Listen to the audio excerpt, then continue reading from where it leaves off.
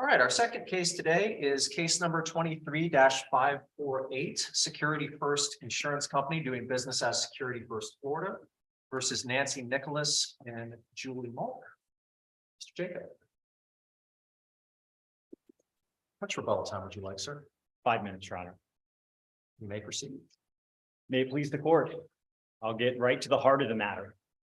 There is no textual basis in this policy for so-called separate and distinct tear-out coverage that appellee seeks. The only way to reach any tear-out costs is through the policy's if clause.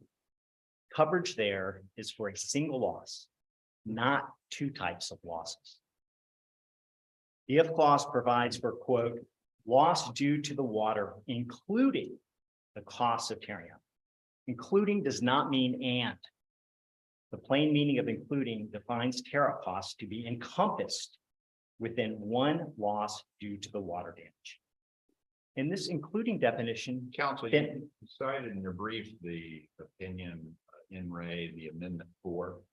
I believe you cited that for your proposition that including is a term of expansion, correct? indeed, Okay.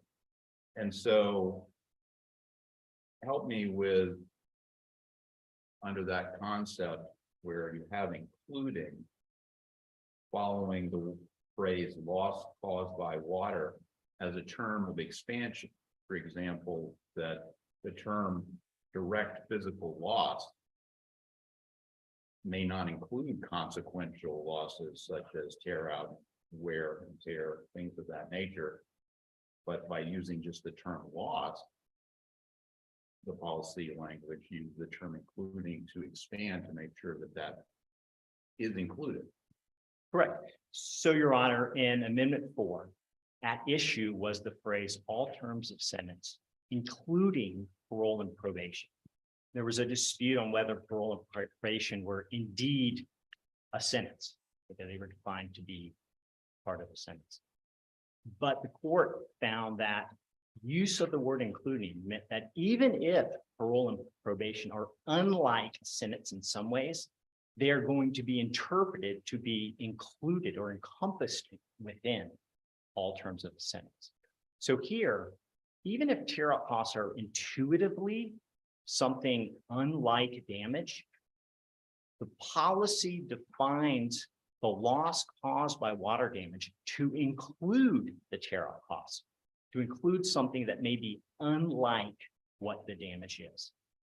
And that definition of including was addressed in detail in the Supreme Court's 2017 decision in White versus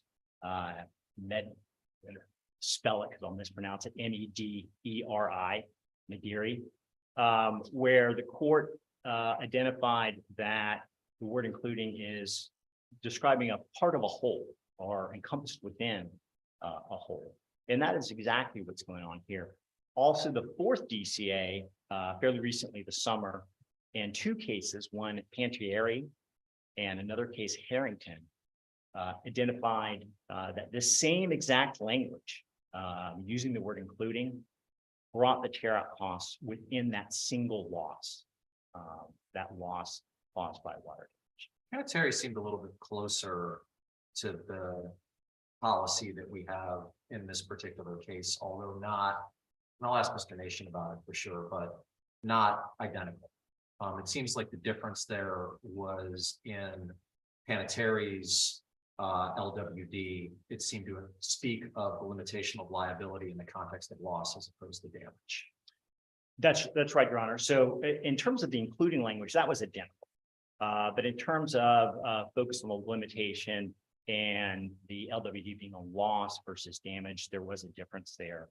And certainly Panettieri addressed the Vasquez opinion, said Vasquez, similar to this case, you have Security First saying that $10,000 limit encompasses water damage, including tear-out costs. Where in Panettieri, they were seeking and trying to refute any tear-out costs at all. I can't speak for my colleagues, but for me, the challenge that I'm having with your client's position is the confluence or difference between loss and damage. And I wondered if you'd address that for me. I will, Your Honor. So when we look at where coverage lies here, this is a wear and tear cost. So under the perils insured against provision, that is uninsured. There's no insurance for a wear and tear cost, except through the if clause. The if clause is an exception to the lack of insurance for wear and tear. So the trigger for the if clause is water damage not otherwise excluded. The exclusion section of the policy excludes the very type of water damage addition, right? So the if clause is ineffective, right? This is undisputed. The limited water damage restores that water damage, but it's the water damage that appellee has to use to trigger the if clause, right? So it's water damage that is being used for the if clause. And this is like your Maspin's case, correct? This is the drainage pipe that we don't know if there's any damage in there, so But here there is water damage. I'll exclude that. That's a, Yeah, here there is water, there is water damage. Right. It's triggering the if clause, and the limit of liability is for all damage provided by this endorsement. So this endorsement provides water damage that appellee relies on to access and activate the if clause. What's all damage to covered property? That's what's limited by the limit of liability, correct? Well, the limit of liability is all damage to covered property provided by this endorsement to $10,000 per loss. Which is sudden and accidental direct physical loss. Tear out cost. That's never going to be direct physical loss, is it? No, which is why I'll go back to the first point, which is the word including. So tear out costs would never be covered under this kind of policy. There's no coverage for tear out costs. Tear out costs are only accessible when they are treated as a subset. They are encompassed within the loss caused by the water damage. This is to the policyholder's benefit.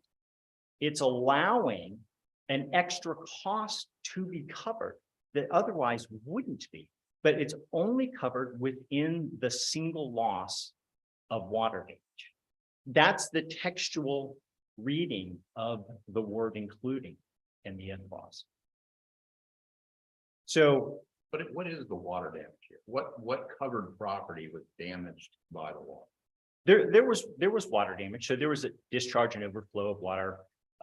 There was water damage that, was covered under the policy because of the limited water damage waiver. But in addition to that, there are alleged tear out costs. But all of And wasn't it undisputed that the property that was going to be torn out was not actually damaged by the water? that is true, Your Honor. And I don't disagree that intuitively tear out costs are not damage. The point is the policy defines them as such. And so the textual definition overcomes any assumed purpose for the tear out costs. But when the policy says that the loss caused by water damage, including Stop you there. It Yes, says sir. the loss caused by the water. referring to the statement in the same sentence above, which is the water damage not otherwise excluded. So we're talking about the loss caused by the So- water.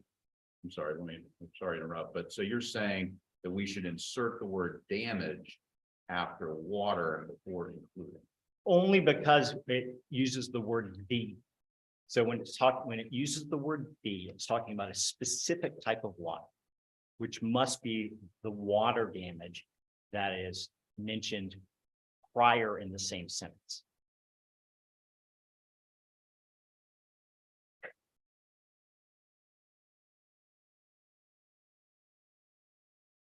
Counsel, you speak a lot about the textual analysis, and that's right, but I have a question about the declaration page. And then the structure of the policy. What clues do those provide us when interpreting this provision? Your Honor, I think the declaration page does give an overview, a roadmap of the policy, but I think that when we're looking at the actual text of the provisions at issue, they are determinative, in the plain language of those provisions is determinative of the coverage available. So here, there is no coverage for wear and tear costs. Even the limited water damage endorsement doesn't restore a wear and tear cost coverage. The limited water damage waiver has to be used in the if clause to get to that kind of wear and tear cost loss. And when appellee uses the limited water damage endorsement to access the if clause, appellee is using it as water damage. And that's what the first sentence of the if clause says, is that it's water damage not otherwise excluded. So he has to be using the LWD as water damage. And when he does, then the limit of liability on all damage provided by that LWD is at $10,000 per loss. And that loss is clearly in the if clause, which is the loss caused by water, including tear out costs. One single loss. But can it be construed as one single loss? I mean, Black's Law defines loss in a very broad way with, if it's unqualified, just loss. Then you have direct loss and indirect loss. And the Maspons case actually refers to tear out costs as consequential loss.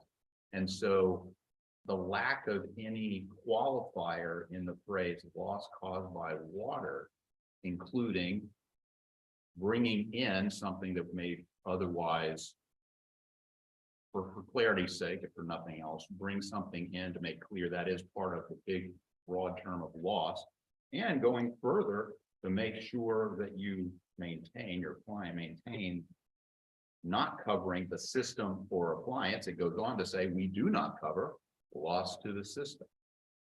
And so you have this term loss with no qualifiers, not direct or indirect, physical, intangible. Well, the one thing that we know from reading the policy is it is one loss in that if clause. It's a loss caused by the water damage. And what we know is that that loss has been caused by wear and tear, because otherwise that if clause would not be effective. It's effective only for the listing of certain causes like wear and tear or freezing of pipes. Well, when you say it's caused by wear and tear, you mean indirectly? Does the wear and tear cause a failure of the system, which causes an expulsion of water, which then causes damage? Correct. So the perils insured against section details a number of causes that are uninsured, wear and tear being one of them. So no insurance if there's a wear and tear cause, but it creates an exception in that if clause if there's water damage not otherwise excluded, which appellee has to take from the LWD and use as water damage to then satisfy that condition precedent for the if clause, to then reach the loss caused by that water damage, including tear out costs. And so that's a single loss. And again, it's to the policyholder's benefit that the contract is written that way, because otherwise the tear out costs wouldn't be covered at all. So they are encompassed within that loss by water. Counsel, in order to reverse in this case, I want to make, I think I understand, I know your answer, but I don't want to make an assumption. We have to find not just that your construction is a reasonable construction and that your opponent's construction is that we also have to find that your opponent's construction is unreasonable. Do we not? I mean, given the case law that says if there's two reasonable constructions, construed in favor of the insurer. You do, Your Honor, and here there's only one plain language reading of this policy. I mean, there's no textual basis for two losses. There's no textual basis for two coverage. or for separate and distinct coverage. All of that is based on this assumed purpose of tariff laws. And respectfully, this is where the Vasquez opinion erred, is that the opinion assumes the purpose of tariff laws being unlike damage. And as a result, says, well, there must then be two losses, one damage, water damage, and one tear out. But that's not how the policy defines it. The policy defines it as including as a part of, as within the loss cost by water damage, which is the same exact issue in the Amendment 4 case, where parole and probation were included within a sentence, even if they're unlike a sentence. I'll save the rest of your time for rebuttal. Thank you, Your Honor. Sure.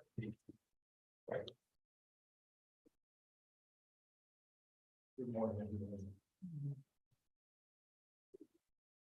The coverage here, That's not. Hold on. is gonna really speed up. Yeah, get to the good stuff right away. All right, you're at 4:33, Mr. Jaco, and I might have to just hold that because I have to reset everything. Go ahead, Mr. Nation. The perils insured against says we cover, focus is there. We cover loss caused by the water, and it does say including the cost. So it's talking about two different things. It's talking about loss, which is diminution in value according to Massbon's or Black's Law Dictionary. We cover loss caused by the water, including the cost of tear out. So it's two different things, loss and cost. And they recognize that in their mold endorsement, as was recognized in Vasquez. In the mold endorsement itself, it says this limit applies to subsection 1 of the mold endorsement, the loss caused by the mold. And then in subsection 3, and it has including the cost of tear out. The cost of tear out is specific, important, and it can't be limited in a way that is unreasonable. And here it is quite unreasonable. The deck sheet itself in 3 different places says water damage limitation. They charge an extra premium for it. Water damage surcharge, limited water damage coverage. And you get to the endorsement itself, and the endorsement itself is named water damage, limited water damage endorsement. You look at the water damage exclusion, doesn't mention tear out anywhere in there, mentions water damage. And then we get into the grant of coverage that's in the limited water damage endorsement, sudden and accidental direct physical loss caused by water from a plumbing system. The limitation then, which has to be interpreted narrowly, we get to the next section. The limitation says this limit applies to all loss caused by, or all damage, well, all water damage. Water But damage, say, very if it's specific. if it's lost, it's very different. Yeah, right? it said all water damage or all damage to the covered property. If we're in loss, and why don't you address Panettiere for us? Yes, sir. Easily. Because I think that that's probably a decent segue. So.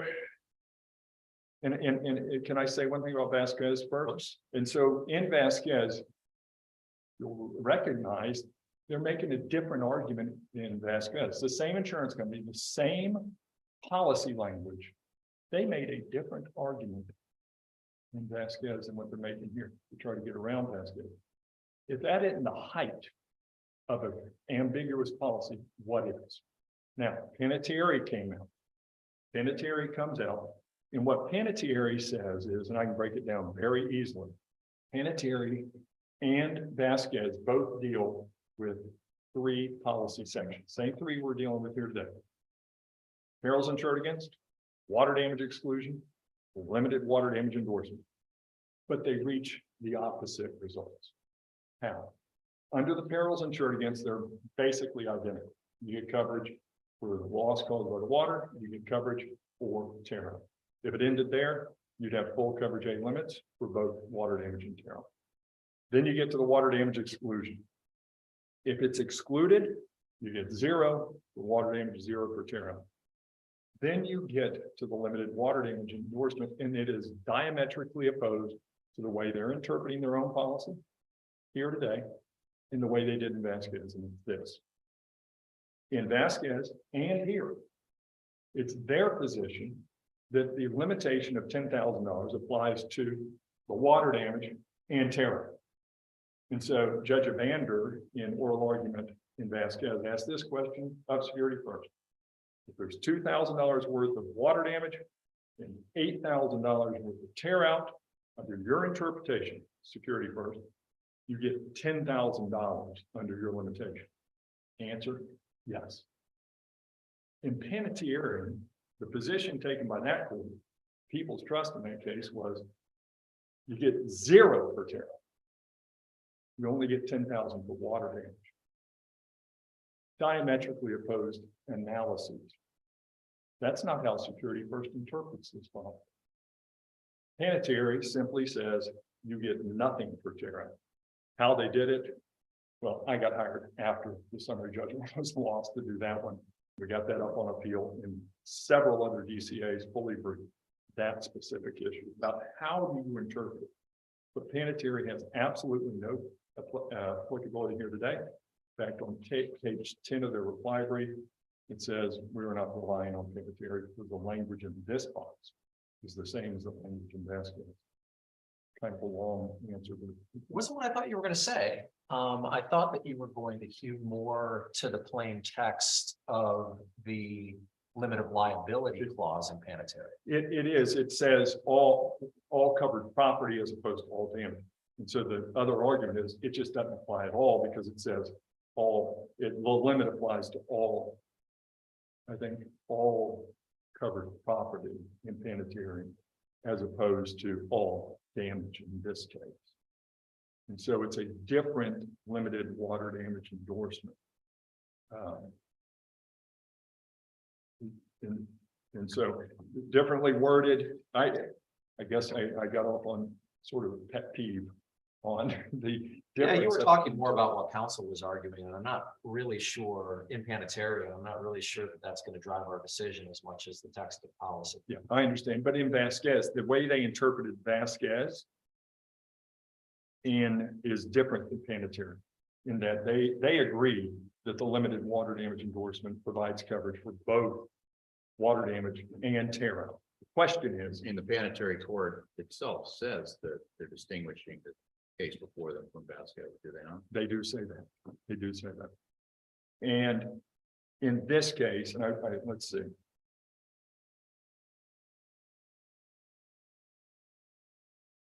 I just wanted. And what about appellant counsel's argument, though, that when you and Judge Traver just touched on, looking at the language of the policy. So you have the section 1. Then in this case, there was the water damage exclusion, which was referred to as the WD Act, Yes. which excludes this discharge or overflow of water from plumbing, et cetera, system. Then there's another endorsement, the LWD, which now puts back in coverage for discharge from plumbing, et cetera, Yes, sir. but then has this limit of liability. And so what's your response to the argument that to the extent your clients have coverage for tear out costs, it only goes back to the if clause, and under that, your clients are limited to loss caused by the water damage that your clients bought back for a premium on the LWD, and that the limit of liability for water damage, which the argument is, includes tear out costs. It's, That the language answers the question. Yes, There's and the- 10,000 limits everything, damage to cover property, direct damage, consequential damage for tear out costs, any kind of damage, if it's caused by this water flowing from out from the system, $10,000, that's the limit. And it is damage, and tear out is not damage, and they have not defined it that way. They've simply said, we cover loss caused by the water, and then they're granting coverage, including, they put in the cost of tear out. That is not a definition of water damage. That's a definition of their coverage. They cover loss caused by the water, and they cover the cost of tear out. And they know how to exclude or limit damage or tear out costs because they do it in their mold endorsement. But also, if the court were saying, you touched on this, right? And that is, if you were to say, their argument is a reasonable. They have to prove that ours is unreasonable, but if they have a reasonable argument, you can then look at other things in the record, such as their new limited water damage endorsement, which specifically says the limit of liability, which has to be interpreted narrowly. The limit of liability applies to the damage and it applies to the cost of tear out. And I put that in the record, and I also put other limitations from other carriers that you're allowed to look at if their interpretation was reasonable.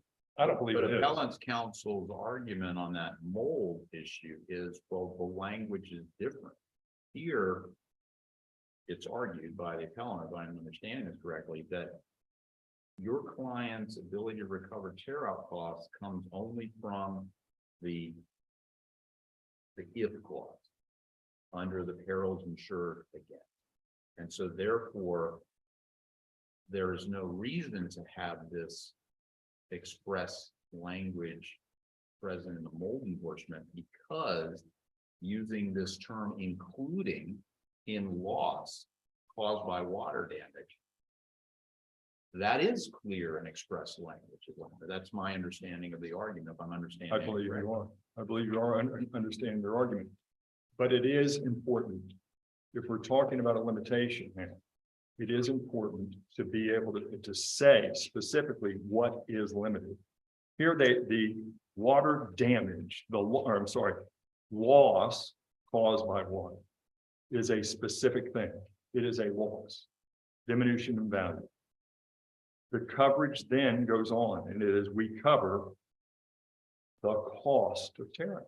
It's not limiting this definition of water, it's granting coverage for tear out. Tear out is nothing like the water. It is a unique coverage giving you access to the thing that caused the damage. And if they make a specific grant of it here, if they're going to limit it, they need to limit it specifically also. And they can't, in vague and ambiguous terms, say, well, we've defined it here, and therefore a limit applies, when the limit specifically says it only applies to all damage. If they mean to limit the tear out, they should say all damage, including tear out. But they were very specific that it only limited the water damage and not the access to the pipes. Obviously, I put in 70 trial court orders that rule this way. And the reason I did that is to show, at a minimum, we have a reasonable interpretation of the clause. If the court were to find theirs was too, then it has to be interpreted in favor of the insured. Yeah, I don't think I have anything else or any questions at all. Thank you. Thank you very much.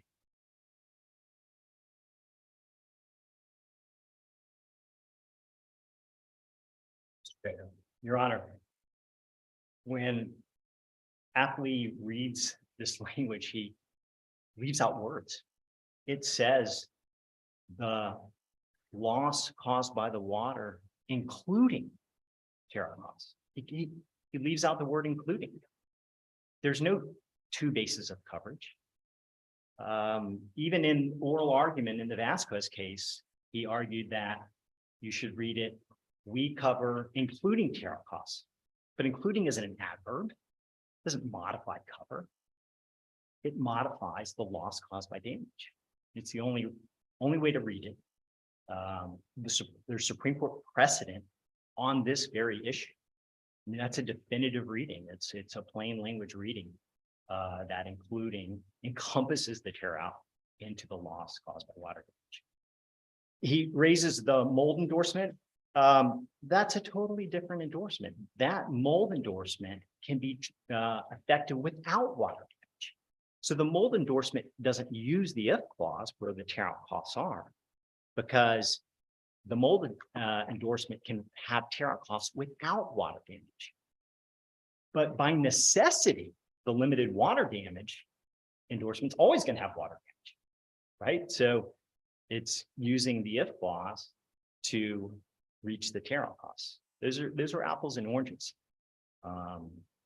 So again, the mold endorsement needs to have tear out costs mentioned in the endorsement because water damage isn't a prerequisite to getting the tear out costs in with that particular type of loss. What, if anything, is the relevance of your client making some subsequent amendments to its policies to further elucidate this? One, Your Honor, the case law is clear that, you know, a subsequent revision doesn't mean that the original language was ambiguous. And just because they put that in there to avoid active litigation, shouldn't be used against them. Also, you mentioned 70 orders. Of those, there are only 6 deal with the language at issue here, and that's in our briefing.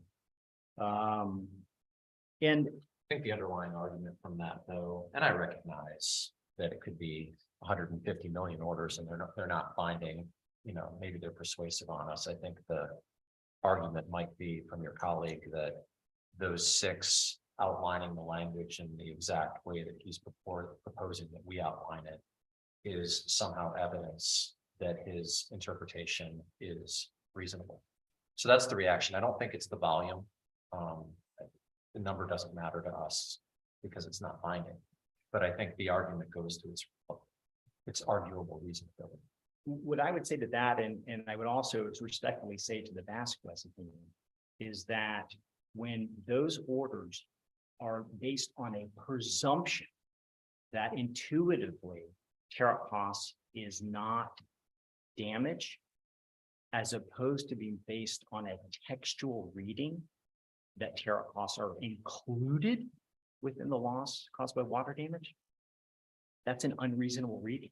To interpret language based on its purpose is unreasonable. And again, that's what the Amendment 4 case, supremacy of the text, addresses. And the Supreme Court standard is you do not start with the purpose of the language, you start with the text of the language to gather its interpretation.